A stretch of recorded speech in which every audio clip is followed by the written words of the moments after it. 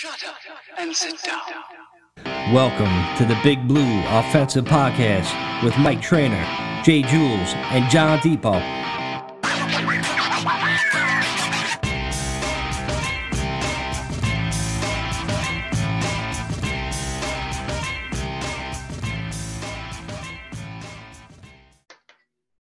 Hey, what's up, Giants fam? Welcome to the BBO NYG Podcast. I am Mike. That is Jules. That is John. Guys, 3-1, man. 3-1. Let's just get right into that review of this game. 3-1. Let's talk about this great game, man. Great game that we have no wide receivers to throw the ball to. So Daniel Jones is just doing these play action and quarterback reads. I kind of love it, man. It's what he has to do in order to win ball games. And this dude is just balling out. I give him a lot of credit because if David Sills is your number one and he's dropping balls over the middle like that can't happen, man. That's an easy pass. And it's very frustrating that he can't get the wide receivers involved because there isn't any. So I don't know. What's your guys' thoughts on the way that game played besides how Barkley played, which is just another amazing week? Yeah, I mean, we could definitely get into Barkley and a little bit, but if we're just going to start off with Daniel Jones, I mean, the guy is doing every single thing that's asked of him, with the exception of two bad throws that I could remember. The one in the first week that got intercepted in the end zone, and then the other one that probably should have been an interception that wasn't in week two. Everything else that he's done has been basically perfect. Every single thing that the coaching staff is going into the game plan saying, okay, this is how we're going to have to win this game. He's actually executing it perfectly. And his QBR, I think he had the top QBR in the entire league last week, and he had fucking 70 yards and, passing, 78 yards passing, whatever it was. But the kid's going out there, bro, with literally no wide receivers that can get open and no tight ends that could really make a big play per se. And it's just him and Saquon and the offensive lineman, which is a crazy thing to say, the offensive lineman, because of what we've been coming through for the last 10 years. But, you got to give props to Daniel Jones, just, every week, just, putting his ass on the line and fucking, doing what he needs to do to win ball games. And again, 3-1 now. And, him and Saquon are the whole reasons why that's even possible. And the defense, obviously. But as far as like on the offensive side of the ball, they still scored 20 points and with no fucking receivers, none. It's funny though, right? You say what you want about Daniel Jones, and there was that tweet that went out that was like, 76 yards passing.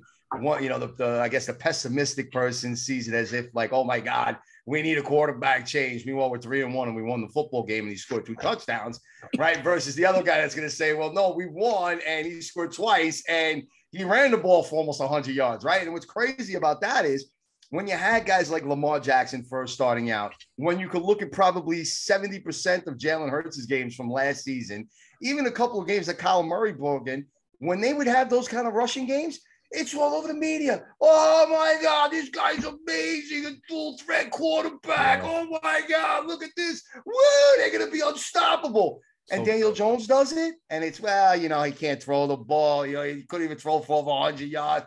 Dude, I don't get it. I don't fucking get it. And it's not even just the mixed up fan base that like just have to hate because that's what they fucking do for a living. It's just the media in general. Like, I swear to God, if Kyler Murray would have won that game the way we did, and they just had their running back with fucking no DeAndre Hopkins or Greg the Torch, none of that shit. Oh, yeah. They would have been ripping him up like he's the fucking MVP. You know what I'm saying? Like, it doesn't make any fucking sense. Like, dude, we won the fucking game. Period. Stop. That's it. The defense played great. We played in a shitty, rainy day. Let's not forget, right, when they were playing in that monsoon in week 1, everything was like, oh, Trey Lance is going to be okay. And look at what Justin Fields did. And it was excused. And, like, they got praised. But we play in a shitty, bad weather day with fucking Kenny Golladay faking fucking injuries because his hamstring hurts and he can't run a route and we have no wide receivers. Dude, like, enough with the bullshit, man. What I like to see is what you need to focus on. Say what you want about Daniel Jones, but we're winning football games and we're playing the type of football that this team needs to play. And that's how we're going to be. And we're going to be a gritty, run you down your throat type of football team this year. That's it. What do you think is going to be our starting quarterback next week? Obviously, Daniel Jones got his ankle rolled up. We've been saying it for a while. My man got to learn how to slide. I know it wasn't like him running the ball on that play where he got hurt. It was kind of like a play action where he went back a little bit. But, remember Eli back in the day, the reason why Eli stayed healthy, because when he knew he was getting sacked, he kind of turned his body and went down even before he got hit, because he know like he's the most important player on that team. Daniel Jones really got to learn that, because health is a major concern. I think I said that on the text message, because the dude misses games every year. You can't have that as a starting quarterback. I get he was doing whatever possibly he can, but then you got, like, after he went out, pretty much Tyrod came in. He tried throwing a deep ball, which obviously we have no wide receivers to throw the ball to. Why would you throw down to Slayton on a double team? Of course it gets picked off. And then he tries to run for a third down after Sills dropped that ball. He's running for a third, gets knocked out, unconscious, concussion, out for the game. Then we're running the Wildcat for the rest of the game. It's concerning, guys, with this injuries. I mean, besides that, let me just give you the list of names that went out besides them. Ward, Glowinowski, they're going to both play. Tibbs went out, but they're going to all three are going to play next week, but they still got injured. Aaron Robinson out for at least 4 games. Love with a concussion. Ojulari with that, hamstring calf again. Taylor, Neal, Galladay, of course, like Jules just mentioned, and even Daniel Bellinger. Galladay got fucked up. Bellinger was going to the fucking x-ray room. So, it's concerning, man. These injury bugs, all of a sudden, it hit us again. It's unbelievable, the fucking black cloud of injuries that just follows around this franchise.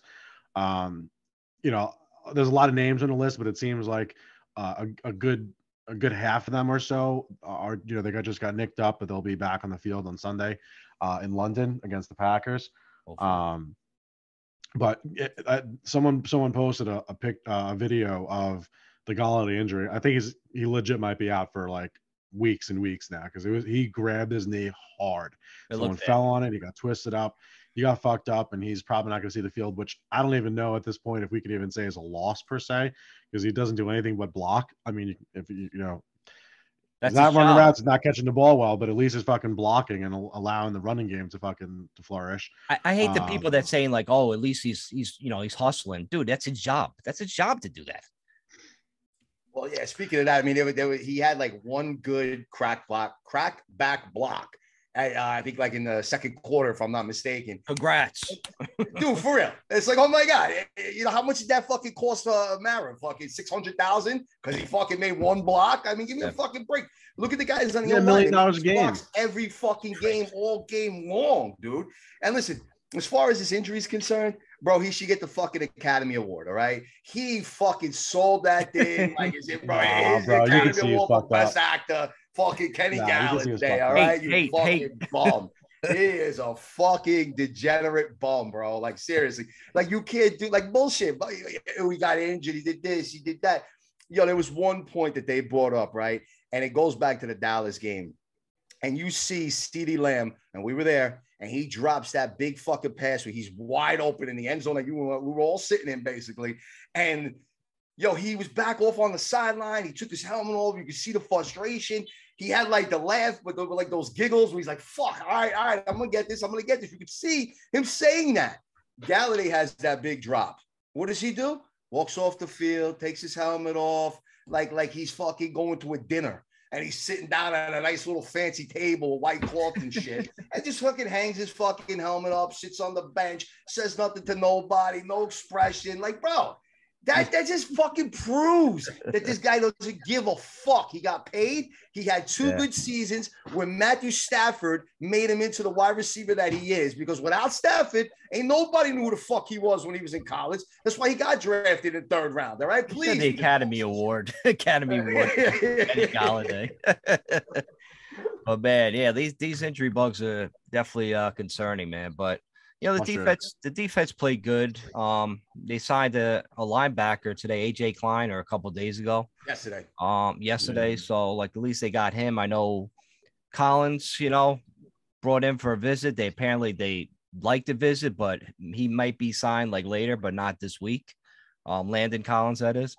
And Odell Beckham made a little surprise visit to see some friends in Giant Stadium. It's looking weird. Like he didn't go to like their houses or anything. He went to the stadium. I know Mara loves that fucking guy. I know his grandkids love Odell Beckham. I don't know how you guys feel, but I'm starting to warm up to the idea of him coming back, because I mean, I know people shouldn't expect Odell of 2016, But that's what they'll think. anything is better than this, man. Anything. Even that guy from Arizona that got cut today, Isabella, right? He got cut from the Cardinals. I'll take him too, man. Sign him up. Bro, at this point, we could take anybody. Call Canada. Find if there's any fucking receivers in Canada we can bring down. John, you know who I want, though. You know who I want. Who do you want? You said this on the Twitter page. Spoiler alert. I want AB, man. Why? I want. So he can whip his dick out on the 50-yard line and start waving that shit after he makes it the first down. Instead of just doing it with the arm, he's gonna have his dick out and be like, first down. Yeah, it's fun. 1 yard. Listen, if he was on the field with his dick out, he'd still be doing more than any fucking Giants receiver is doing right now. All right, I'll tell you the reason why I would want him on this team. First of all, if AB is nasty and he would take off, like all the focus would be on him. All these fucking minor distractions about Daniel Jones, Barkley, all this other bullshit, any other fucking nonsense you hear, people would forget about. The media, everybody would be so focused on Antonio Brown and what he's going to do next.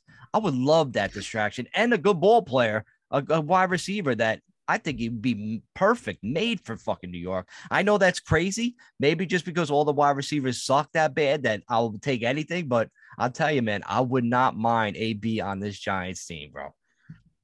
I wouldn't mind AB on the team. And listen, you know how I fucking feel about OBJ, the way he went out, fucking kicking dirt at Eli Manning. Like I'll never like feel the same way about Odell Beckham. Even if he came back to the Giants this year, stayed for 2 years, they end up winning a Super Bowl next year, and he's part of the reason why. It still it's still tarnished. The way he went out, fucking talking shit about Eli Manning, bro, fucking the goat slayer, our fucking goat slayer, and it just sickens me. But what sickens me more is the fact that last week we had the leading wide receiver be, I think it was Darius Slayton with an 11-yard catch. That's it. Like that's the leading wide receiver on the team. That's ridiculous, bro. It's ridiculous.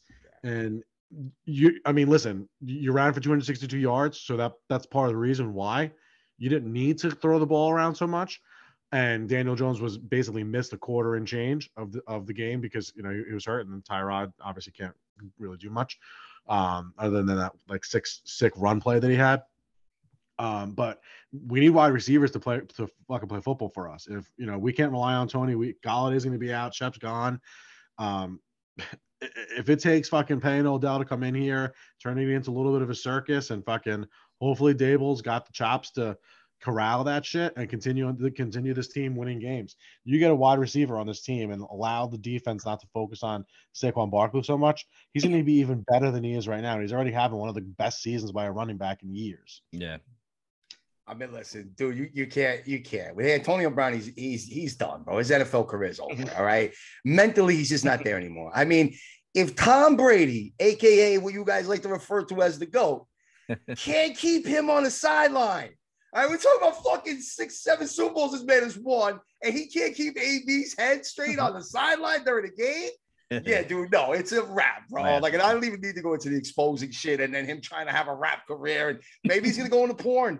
He can show up in his fucking football outfit and like just do something crazy and bang people. I don't fucking know. But like, dude, like, yeah, well, that's just a wrap there. I mean, in a weird way, John, I agree with you completely in the fact that, like, yeah, and I was like good riddance with OBJ and fuck him. And, why say bad things about your team? And then you fucking ended up sucking for a bit. And now he's all this humble guy, which, look, if that is the case, and he really felt that he owed New York something, and came back in that kind of an aspect, I would give him a little bit more props. And now, let's also not forget, guys, Dexter Lawrence having a hell of a season when we say he's not. Next season. Shit, right? The guy's fucking, he might be the best player on defense right now for us, right? We do not get him if we don't trade Odell Beckham. So just leave that out there for a minute, all right? So, like, we can't go back on that trade. We don't have our best defensive player right now without that. So if Odell comes back, and he's really, truly humble, and we can still have Dexter Lawrence balling like he is. Listen, that's kind of like double dipping almost. I want him to say he's like, I was immature back then. If he comes out and says that, like my first go around, I was immature, I'll accept that. because it was really fucking shitty. We all know what he did, the sideline antics. I know fans still love him. They still love to suck his dick. But like that, you don't do that kind of shit if you're on an NFL team. I get he was like 20 something years old, but still. But speaking of the defense, Jules, like besides Dexter Lawrence, what he had the other fucking day against the Bears, even Tay Crowder fucking stepped up. I mean, it's funny, all these Gettleman guys that Dave Gettleman drafted, it's starting to pay fucking dividends. Who would have thought? I mean, listen, if your boy Davey G over there would have just stayed away from free agency, yeah, maybe he may still have a job. I don't know. Those moves were a little suspect. Like what? I guess Adoree Jackson, that's kind of it, bro. All right. Leo with the trade. That was a great trade. Everybody kept knocking that trade. That was a great trade. For a 3rd round pick, and they were going bananas over. Leo's our best fucking defensive player. Nobody runs on us with him there. No, definitely not. Pretty crazy. Is awesome, bro. Definitely pretty not. crazy. He's fun to watch play. He legit, like when he gets a chance, he throws motherfuckers around, bro. He is just a big, strong man. Listen, and his personality is hysterical too. Like you wouldn't like picture someone like that big and like kind of ferocious on a football field. He'd be calling himself Sexy Dexy and fucking dancing the way he dances and stuff like that. He's a fucking riot. That guy. What about Tibbs?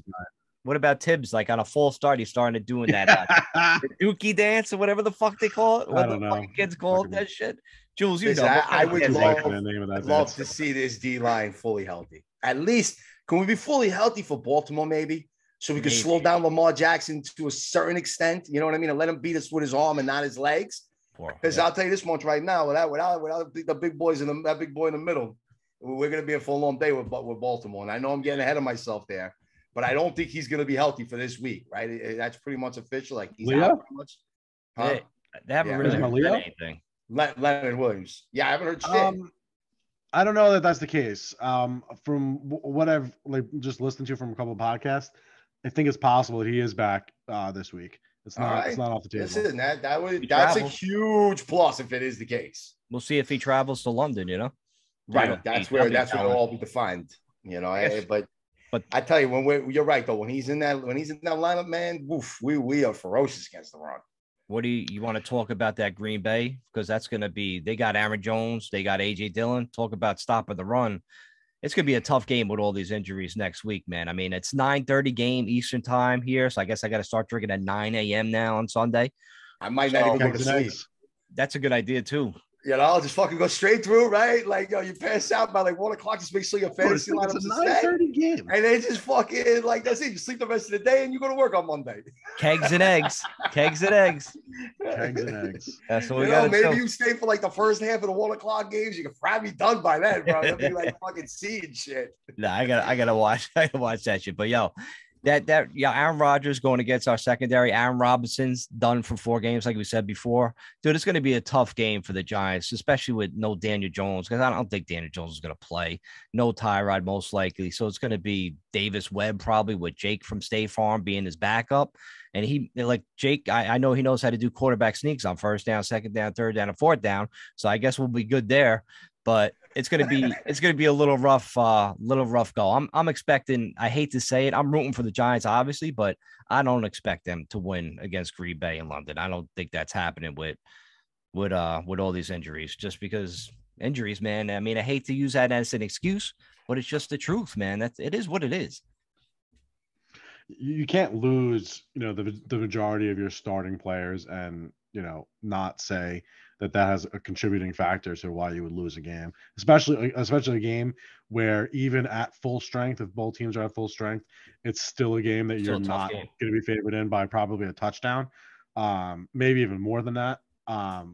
So it was a tall order to beat them regardless of the Packers. And, now, especially if we don't have Daniel Jones, we don't have fucking, Leonard Williams, if Ojulari can't play because of his leg, if Tony's not back, if Wanda Robinson's not back, I mean, they won't be.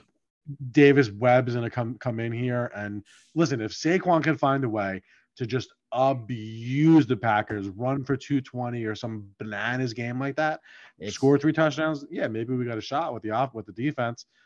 stopping the run and just forcing the Packers into a third and longs all game. But the maybe Packers are good on like third down defense, and they're great in the red zone, and that's kind of our Yeah. problem. You know what I'm saying? So it's like, I don't know, man. I don't know. It's definitely tough. I mean, if Brian Dable walked out of London with the fucking W this week, I mean, great. he's got to be front runner in Vegas for Coach of the Year. Because at this point, like, what else does this guy have to prove that he knows what he's doing? Not that he's going to be the fucking next Tom Coughlin for the New York Giants, but just at least that he's a capable fucking head coach where at least half of the games, if not more, so far it's 4 for 4. I feel like the Giants have had the coaching advantage in all 4 of the games. Maybe not with the Cowboys. That I think that's a little more of a talent issue, but just coaching versus coaching and, what wrinkles they're putting into the game plan, what adjustments they're making against their opponent, what the opponent's throwing at them during the course of the game. If he goes out and he fucking beats Aaron Rodgers, that would be really, really saying something. That would be wild. After Jules, either one of the next 2 games, even if they lose to Green Bay and Baltimore, yeah, they could lose to them. Yeah, well, no, I'm just saying, like, just win one of the next 2 games. Find a way to finish the first 6 games 4-2. Like, can you figure out a way to do that? I'll take it. Possible. I'll take that. Yeah, it's possible. After Jules goal, I got a story about Dable. I'll let you. What I was going to say is, like, look, if we were healthy to a certain extent, where give me Leonard Williams, right? That's what I really want. I want that. I want an Ojulari and Bibbs and all. I just give me my front line, all right, and we could slow down that running game. Now, as far as wide receivers are concerned, look, Alan Lazard and Christian Watson and fucking Sammy Watkins is hurt.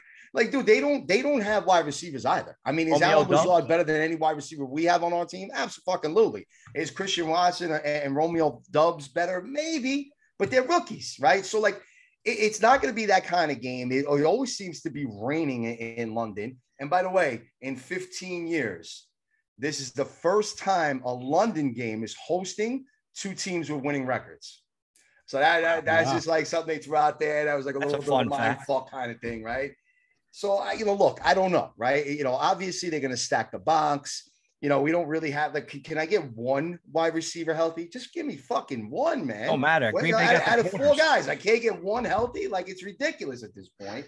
Green Bay got the corners, Jules. But doesn't matter. And you know what? We do know Green Bay's got a good defense, so they're going to stack the shit out of the box. They're the number 1 team defensively on third downs. So, I mean, the chips are definitely against the Giants here. But look, everybody knows, unless you are ready to roll and you're that Super Bowl favorite, the KCs and the Bills and and Tampa's own shit, the rule is real simple. You beat the bad teams and you split with the good. And if you do that, you're in the playoffs every single year. Yeah. That is a fact. And so far, we've beaten the bad teams. Flip a coin with Dallas. We don't know what they really are just yet.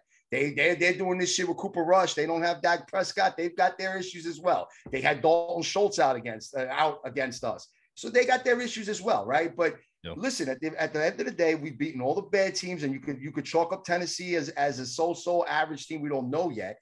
So if we got to drop these next 2, well, then we better beat guys like fucking Minnesota or Indianapolis, which are beatable teams. We've seen them. They don't look that fantastic this year. You got to come back. You got to win one. You got to win that one on Thanksgiving against Dallas. And you know what? Let's split 1 with Philly. Like I said, I keep fucking predicting we will. Yeah. And guess what, guys? That's like 4 or 5 more wins right there. You know what I mean? And then you just beat up on some of the bad teams. You can't lose to Houston. You got to beat fucking Detroit, who's a good team. They're not bad. They're right there now. Jacksonville's not going to be a fucking cakewalk. No way. So you could get to like 8, 9 wins, but listen, it all comes down to that. And we got to just stay focused on those games. If we drop 2 and get healthy and go on a bit of a run, we still got a shot. That's the key word, get healthy. Yeah, so a story about Dable. I forgot who used Dable, like when he was like, offensive coordinator. He was FaceTiming somebody. I forgot who it was. And he was like FaceTiming this dude. He was in the tub, an ice tub with a cigar. And he's telling this dude, I'm going to get you plays. He called him at like fucking 2:00 in the morning. It's like, I'm going to get you the ball. I'm going to get you involved in this game. And people love this fucking guy. So it looked like we finally did it right and getting a good coach. It seems like the whole team, rallies around him and Wink. It's, you know what I mean? Yeah. I don't know about Kafka yet. I don't know if they really like him yet, but we'll see. Stay tuned for that one. Do you guys want to take a commercial break or after you guys speak? Sure. Yeah, man. All right, Take cool. a quick commercial break, come back, right? Yeah. All right. Let's take a quick commercial break on the Big Blue Offensive Podcast. We'll be right back with Haters Club, Pick 'em Pool, and whatever else. Be right back. All right. We are back on the BBO NYG Podcast. I'm Mike. That's Jules. That's John. What do you guys want to get into right now, man? Well, before we Can we get talk about into Saquon? a new topic, I just wanted to give a quick shout out to our boy Daniel over at the Big Blue UKIRL podcast. They would check it in. I know we were trying to go out there out in London and catch this game, but unfortunately, fellas, things just went a different way this year. But I'm telling you, we're going to get out there for one of them for sure. So big shout out to Daniel. Big shout out to Big Blue UKIRL.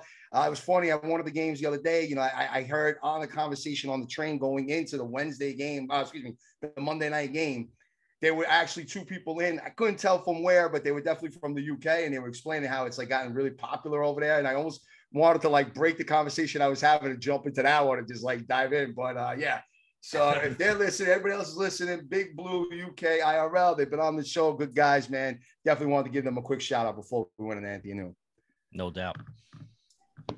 John, you want to talk about Saquon? Yeah, man. And we just kind of fucking talk about this guy, dude. He gets drafted not like number 2, fucking has an incredible rookie season, and then gets hurt his second year, gets hurt his third year, misses his third year pretty much the entire year, like we just talked about last week. Doesn't have a great season last year, and now he comes back, and in this season is just dominating, making ridiculous plays. That 3rd and 10 that he fucking was getting tackled behind the line of scrimmage, which I think would have knocked us to like a 55-yard field goal. Yeah. He ends up converting that for a fucking first down, dude, and then we just go and score a touchdown after. Jones with the block is just Jones with the block on that play. Jones with the block. Yeah, I mean, what quarterbacks throwing blocks out there? You know, Tom Brady. I never hear that. I only hear it with Jones. Tom Brady's getting divorced. He ain't fucking making no block now. He's throwing a different block. It's a cock block. Poor bastard. We're trying to bang Giselle. But he's just out there going crazy, man. And I think he's doing it just really running the ball. We haven't seen much of him being factored into the passing game much at all. So I'm curious to see if I just don't know at what point this season the passing game can take a big step forward, because we don't have any receivers unless we do get, he's our leading receiver, John. What? Barkley is our leading receiver, right? He has the most catches. I would imagine he probably is.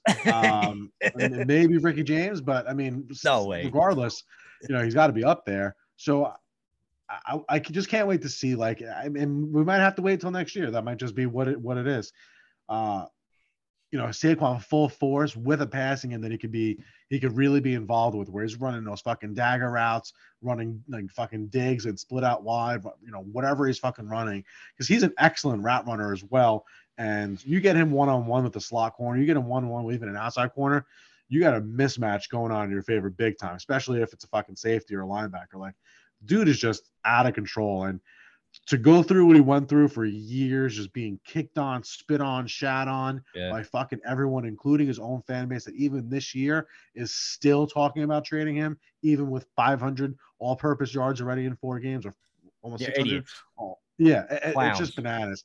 So I just gotta say, bro, I got this motherfucker's jersey hanging up right over my fucking television screen. I'm looking at you guys on signs. That's just never coming down. I don't care what the fuck happens with Barkley, man. That guy is a fucking beast. Best number 2 pick the Giants ever had besides LT. That's it. He's one of the best players in the NFL this year. He's one of the best players. You can't knock this fuck. I don't know why. Sign him now. Give him the extension now, man. Fuck it. Because like I said, cap space is going up. There's still that possibility that we trade him. Like, look, guys, you guys are diehard fans of Barkley, right? No way. Diehard fans of Barkley. No way. Right. As of today, he's tied actually with Richie James for the most receptions on the team at 15 apiece. Wow. Now Richie James has more yards at 155 to Barkley's 107. And Shep was there with 13 for 154 before he got hurt, which is a damn shame. But listen, guys, I told you this before, man. If you're that big of a Barkley fan and you really like the guy for who he is, and he's got an opportunity to play on a team that's going for a championship, and we could get something like, I'm talking like premier price in return, nothing lower than a second round pick, maybe even first round pick, right? Second round pick. Dude, but listen, I mean, you got to think like, maybe if you really are talking about a team that's going for the chip, right? You're talking like Buffalo, or you're talking maybe shit, barring no injuries, like it depends on what could occur down the stretch. But you're talking a team that's really in poise and they're missing a running back, and he can go there. You would want that for his career. Like, you want to see the guy be successful, no? Like, you can't just be selfish. Friend. Like, no, I only want to be he's successful. He's a running back on my team. Like, that's fucked up, man. No, if he was my brother, yes. If he was one of my buddies in life, yes. But I'm a fan of the New York Giants. He is the Giants' best player, and his only value to me is a fucking Giant, bro. To trade him away for a second round pick, early third round pick, like what kind of lottery odds you would need for that pick to turn into an impactful player as Saquon Barkley in his prime, 25 years old right now, bro? The title of the show, He's Not My Friend. That shit was hilarious. Yo, he's not my friend. He's not my fucking friend. I fucking would take a bullet for that guy right fucking now. The only way you trade him, if Jules, let me correct you right here. If the Giants are out of the playoff picture, is saying you would trade him. Okay. All right. But just confirm I still would. The trade deadline is November 1st or November. No, listen, the Giants is somehow crazy sitting at 6-4, right? 10 games into the season. We ain't fucking trading them. You know what I mean? Like, but if it's at that point, we dropped a few tough ones and we're at like, say, 5-7, let's say, right? You get a fucking premium offer for him. You know what I mean? You're past the trade deadline already. The trade deadline is the beginning of November. Week 14, but all right. No, it's not week 14. Week 13 then? No. They got ways of working shit. You drop them off waivers, you get signed, you get some kind of unrestricted free this. It'd be funny. Jules in the new collective bargaining agreement. I want the trade deadline week 18. No, week 16. Week 16. I will compromise. November 1st. All right, November 1st. Yeah, that makes sense. There's 8 games left in the season after that. It's like half the season, right? No. Right. Yeah, it's half week the 9, season. week 10-ish. All right, so I'm going to tell you right now what week that is, and we'll find out what trade value on earth some team can fucking coax you into getting. November 1st puts you right after the Seattle game, which is week 8. Oof. Now that's another. You mentioned Seattle, right? You do have to go to Seattle, but that's a tough road win that this team needs to scrape out. You know what I mean? If they're going to be that team, they gotta scrape that win out. No question about it. At that time, we could be 5-3, fucking 6-2. I wouldn't trade him regardless. Let me just put that out there. Yeah, there's no possible way you can trade him. But I get it because the only thing, John, we got to worry about is a new regime, and do they want to go? Or if they're not going to sign him next year, do they go out and get something for him? That's the only thing, man. That worries me a little bit. That worries me. I mean, you got to think that they're going to get better offensively next year without just having to rely on Barkley. And besides that, like if he has this amazing season and continues this down this path, he's not going to do it 2 years in a row. No running back does it. He'll come close, but we can't rely on him to do that another 17 games in a year like that, dude. Like, because they're not built like that running backs. They're not. Look at Christian McCaffrey. He had a couple of big ones, and now look at him, right? Derrick Henry's had some, and then he hasn't. So, like, yeah, you might get 1, maybe 2 more out of him out of it. Like at this level. I'm not saying the guy's not going to, run for 1,300 yards and score you 8 touchdowns or anything like that. I'm talking about at this level, what he currently is doing right now as we're watching. But, yo, man, look, like I said, I'm also going to stick to my prediction, my bold prediction that he won't be a Giant next year. So I'm not shying away from it. I said he might have a monster season that you guys are going to go bananas for. Right. And he still might not end up a Giant in 2023.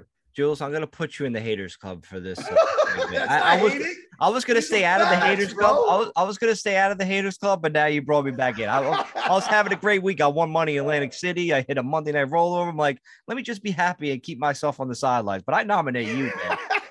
But yeah, let's get into it, man. Let's get into the haters club for real.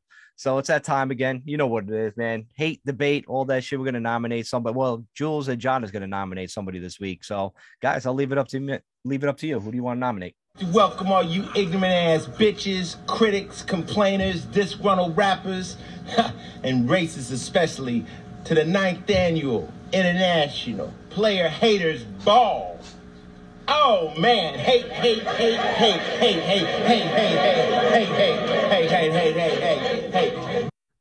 Now I want to just fucking nominate Jules and keep him. All right, I guess I'll go first. And I was kind of coaxed into this one, but only because we threw them out there, or we threw him out there this past week, the Breaking Tackles podcast, and it was just because of a comment that was made public after the Dallas game, sometime during the week, Wednesday, Thursday, by Wink Martindale, where basically he said, Thibs will be okay, but he's got to get better. And all I said was like, yo, that's sort of motivating. You have a young player who's coming off of injury.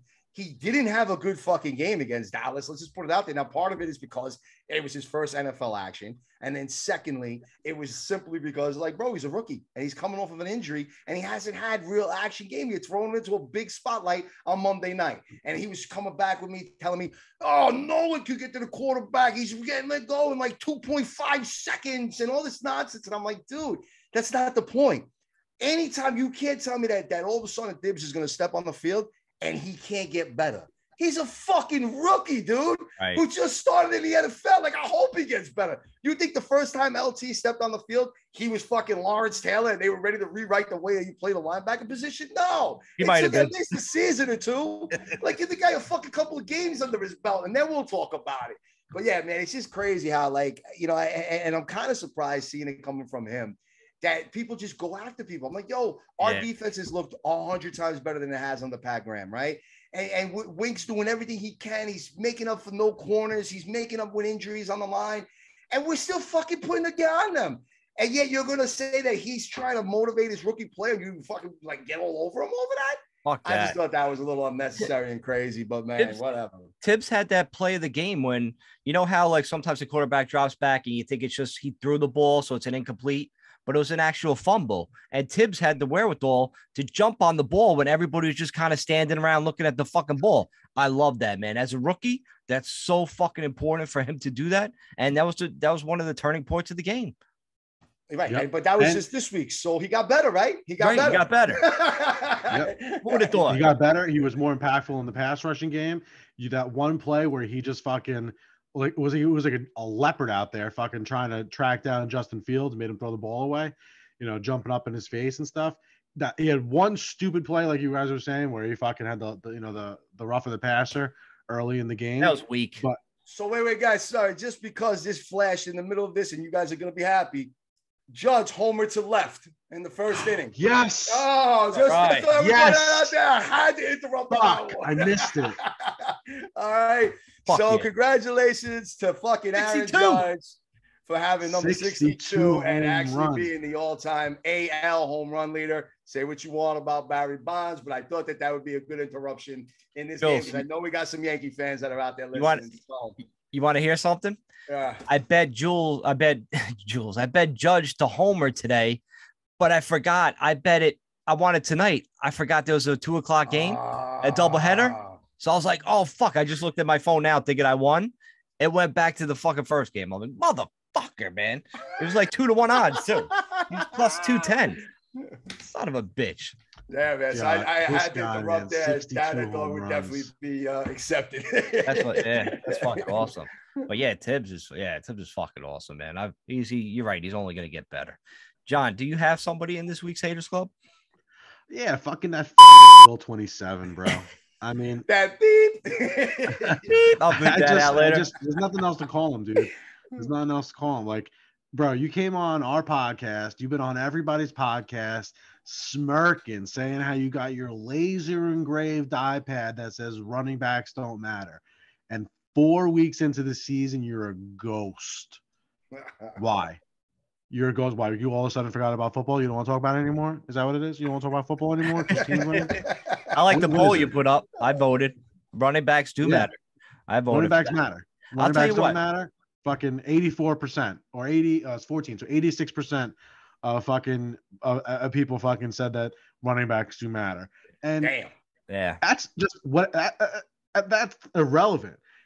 I don't care what the poll says. If it was 100 to 0 or 0 to 100, it doesn't matter.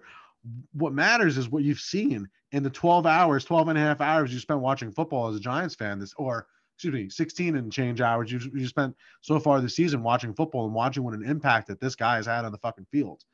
And I just don't understand. You could be a 30-something-year-old fan and watching this shit since before you had fucking ball hair and not know and not understand what kind of an impact a plus player like fucking Saquon Barkley could have. My buddy Everett's he lives in Dallas. He's at the game. Did he catch it? And saw Judge home run fucking live. Oh, it was a monster blast too. He got all of it. I gotta see you. Anyways, yo, getting back to like the Will thing, I'll give him a little bit of credit here because like he's still on that niche. That's still his thing. Like he still says like I would never draft the bar, blah blah blah. He's still on that kick, right? I'll give him credit for staying on that kick because there's other people that I seen on the timeline that was like F Barkley, F this, and now they're all sweating him. Like, yo, stay on that side of the fence. You started over on that side of the fence. Fucking don't dig the hole underneath the fence and fucking climb through like a little troll. Stay there. Stay fucking there. I'll give you I give him more respect for him staying on his fucking little thing. But I don't like the other people that just like they hop the fence or crawl under and just be like, oh, I love Barkley now. Get the fuck out of here. You didn't like him before? Fuck you. Listen, you can hop the fence under one condition. Like you just said about Odell, if Odell comes back and he apologizes for being a little fucking bitch when he was over here, then you can take it.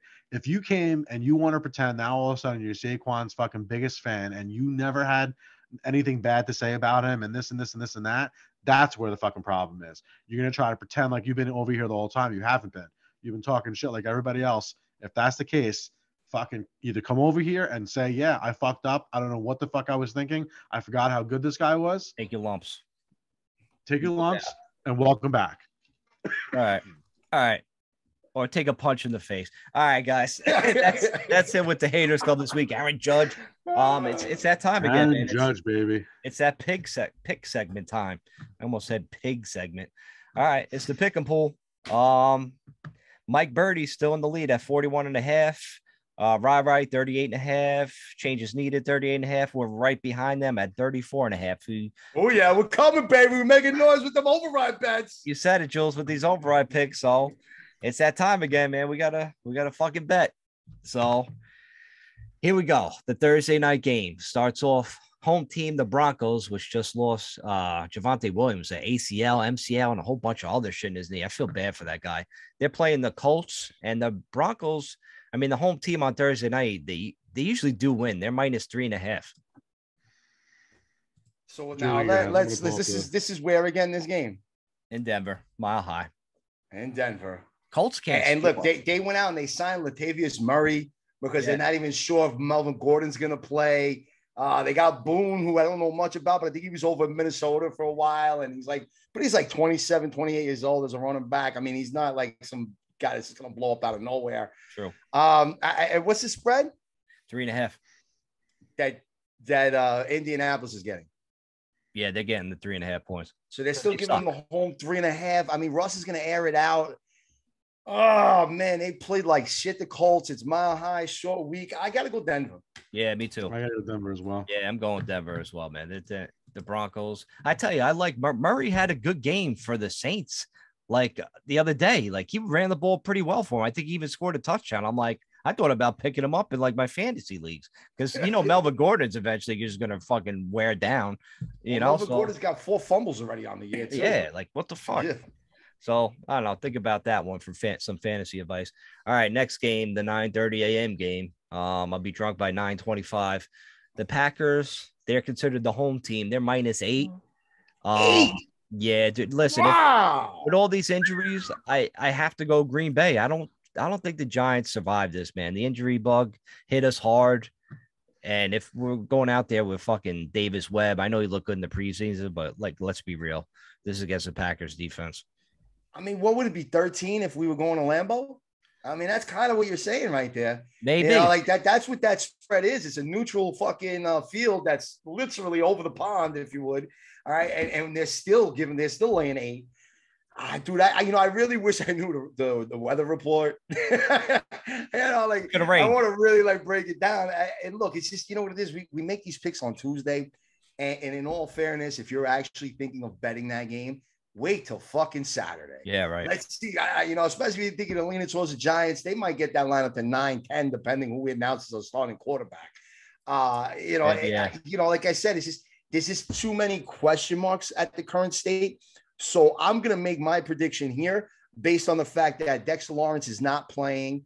Daniel Jones, Tyrod Taylor is not playing. Our number one receiver is Sills and Richie James. All right. I'm going off of the fact that like hardly no one's playing, right? They should, if it gets to that point, they should even tell Barkley to take the week off. You know what I mean? Yeah. And I think that might be the case.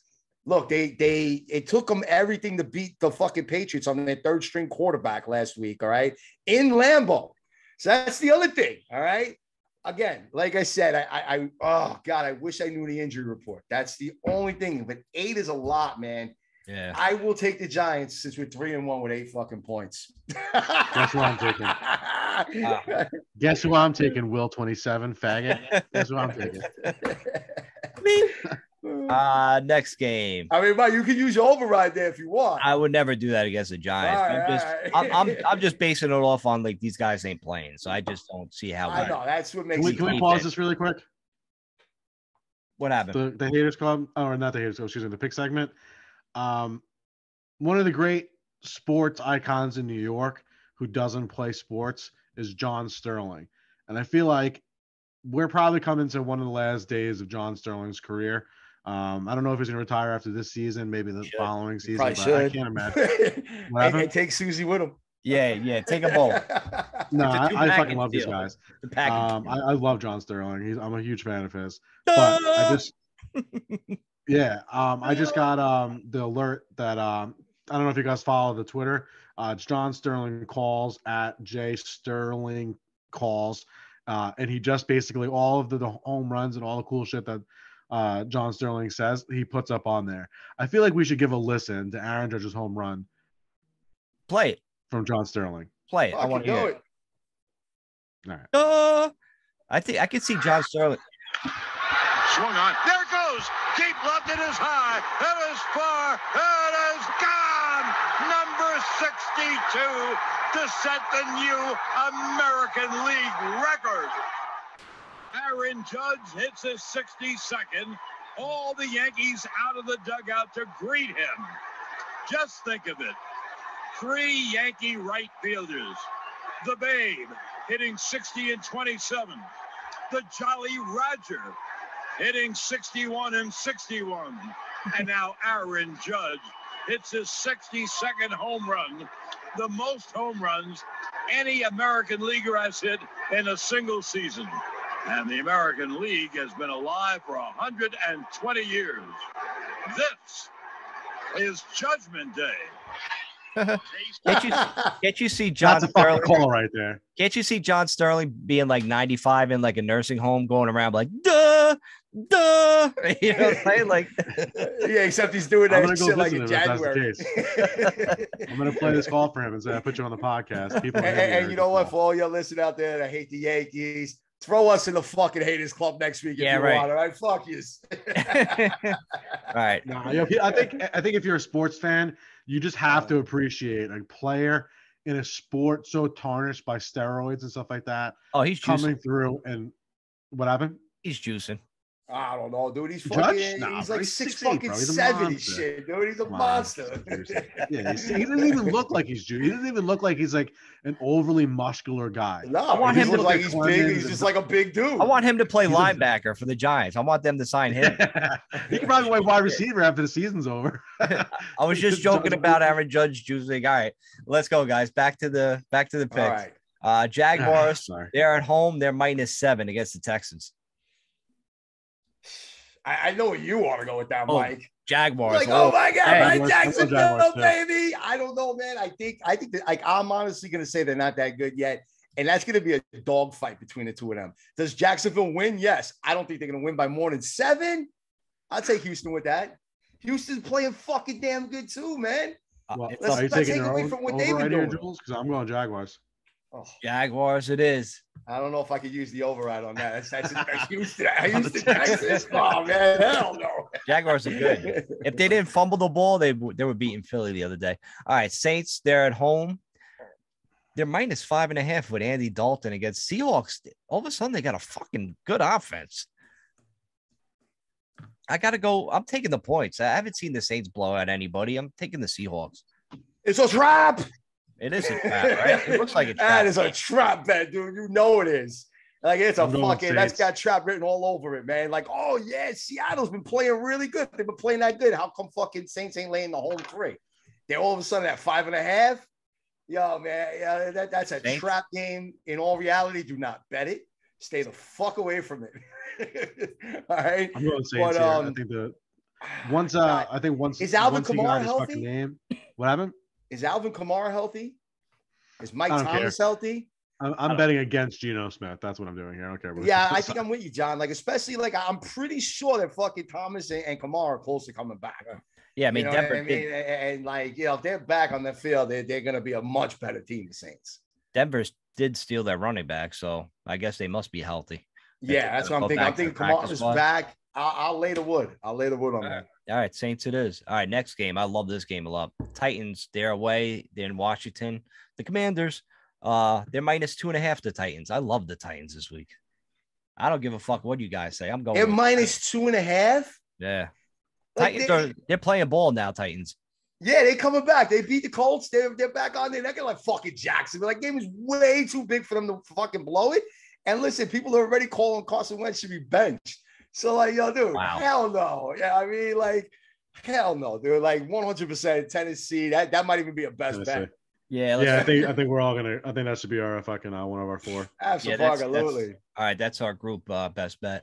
All right, next game. This is a weird game, man. Chargers, they're away. They're in Cleveland. Chargers are minus 3. I want to bet the Chargers so bad, but something tells me the Browns at home. They run the ball. They keep the Chargers offense off the field. But I'm gonna go with the Chargers because actually they're banged up, but I know they fucking beat the shit out of Houston, but Houston sucks. You know what? I got to take the Browns. A home team getting points, I'm going with the Browns. I'm going Chargers. Jules up really? Oh, man, you're going to put it on me to make the final call here, right? I mean, I wish, Herbert's just going to probably play a little nicked up all season long. You know what? They're in a competitive division. A lot of this will focus on what happens on Thursday night if Denver actually does pull out that win and goes to 3-2 in that division. Then it puts a lot more pressure on the Chargers to have to come out and win. Eckler looked good the other day, man. Yeah. He looks like he's back in his zone. Oh, God, man. I hear what you're saying about the Browns and their home and that division's all knotted up. But really, with Jacoby Brissett, I gotta go. I gotta go with the better quarterback in Herbert and Chargers, man. All right. Chargers it is. I won't override that. Next game. Jets are at home. Dolphins is coming to town with a backup quarterback. Dolphins are the favorite, minus 3.5. Really? Dolphins are still favored. Yeah, they got the wide receivers though, so they got a good offense. You gotta have a quarterback get the ball to them. Yeah. Who do they have as their backup quarterback? Teddy Bridgewater. Yeah, Bridge. He had a good game on Thursday night last week. Yeah, he came in. He looked good in the second half. He didn't look bad. And in a weird way, all the shit I've talked about Tua, if Teddy Bridgewater starts throwing up numbers similar to Tua, I'm not saying he's going to come out pass for 500 yards against the Jets, but he comes out, he throws for like 280, 290, and 2 touchdowns and shit, no picks. It's going to kind of be like Tua what? Right. I don't know if he will. Look, Miami's got to bounce back. It's either that this whole Tua situation is going to be a huge distraction and the Jets do pull an upset, or they're just going to fucking roll them. And honestly, like, roll them. Like that, they're going to be that much better. You take Dolphins roll? I got to go Dolphins on this one. Yeah, I'm with you, man. I'm going to go with the Dolphins too.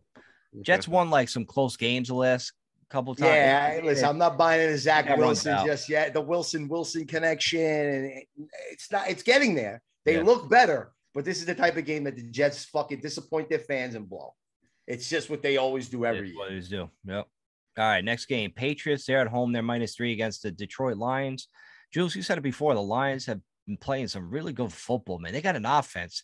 I think their offense is better than the Patriots defense. I think they score more points than the Patriots. So if you score more points than the Patriots, you win. So I'm going to take the Lions. You like that logic? Here it is. It's just as clear as what I've been saying, like pretty much throughout this whole fucking pick'em segment. Is St. Brown healthy and is fucking DeAndre Swift healthy? If they're healthy, they could pull off the win. However, it's how many points? 3. That New England's giving?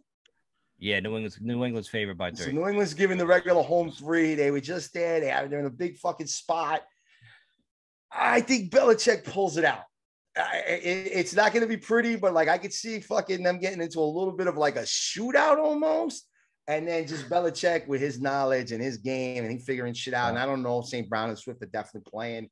I'll take New England at home just because it's at home. If it was in Detroit, I'd be all over the Lions.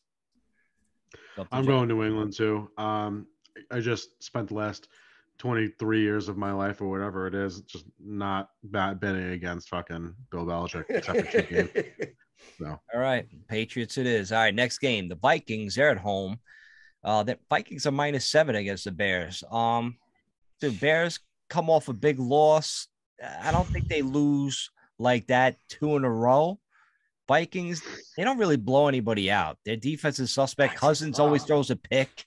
Like I'm taking the Bears with the points. I'm sorry, I got to do it. Cousins. I like the Vikings at home. Strong, actually. Cousins just fucking. He always throws that dumb pick. Always. John, you like the Vikings? You said or don't? Yeah, I like the Vikings at home. I just God, it's like every time I pick them, they fucking shit the bed. They do, right? It's like so annoying, dude. Like it's like they'll win by a field goal or something, you know? Jules, but then, don't pick them, and I'll use my override. First one of the year for me. Oh, look at that! All right. Vikings. He's guaranteed to win on that one. I love it.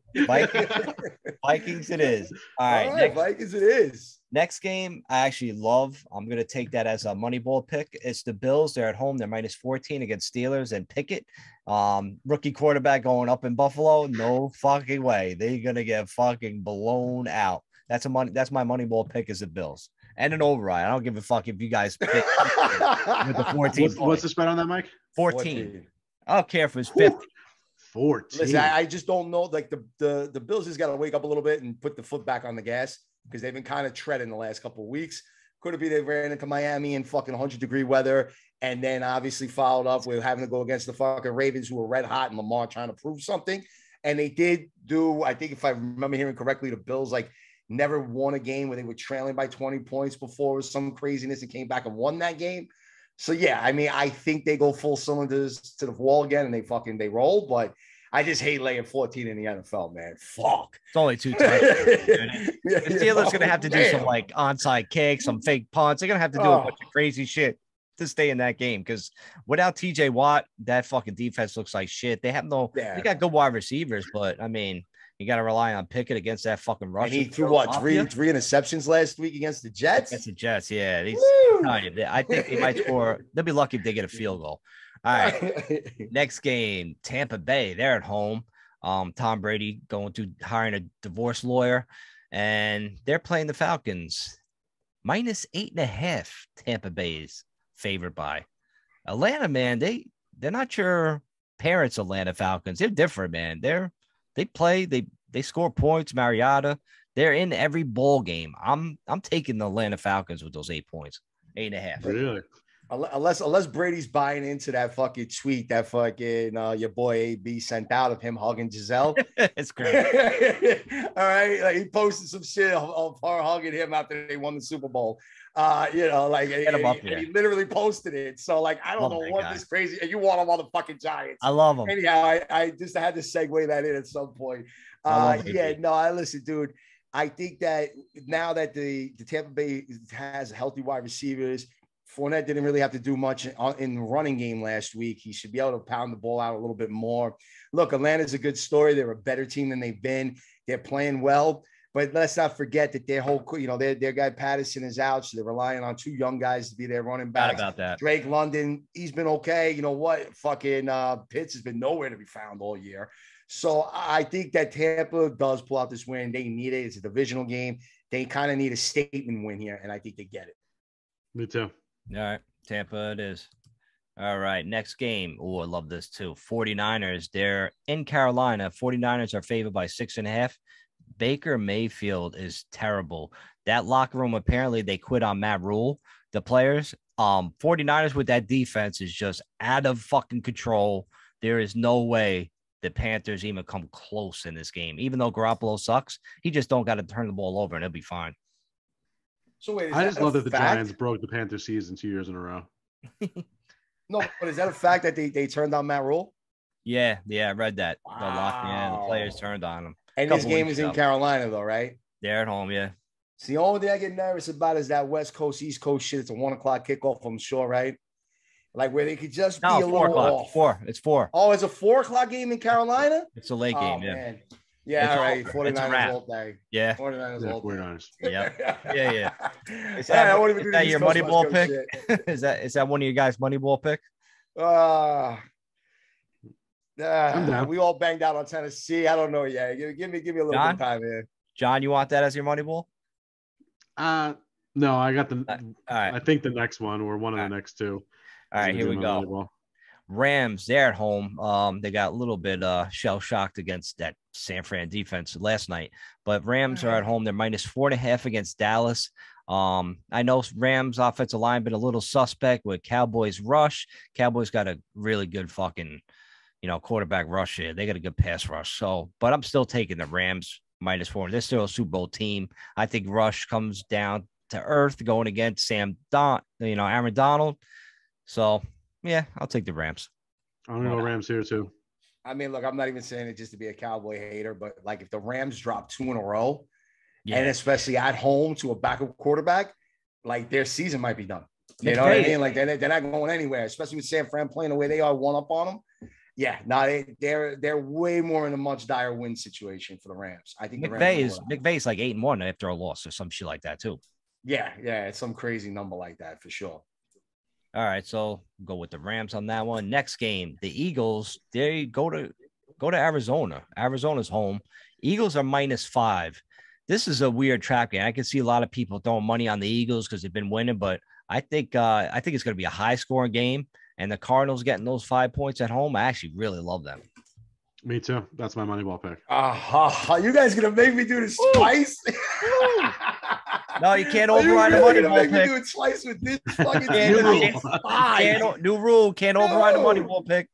Oh my god! Like I absolutely despise this team with all my heart, bro. They have not won a game. Well, I'm sorry, they did win by a field goal against the Lions, but that was a late score that made it tight. Other than that, they fucking covered every fucking spread this year. All right, like, yo, if D-Hop was back and he was playing, if I knew Connor was 100%, and like, I don't believe in Murray this year. He scrambled around to beat the fucking Raiders. He came back on them at home.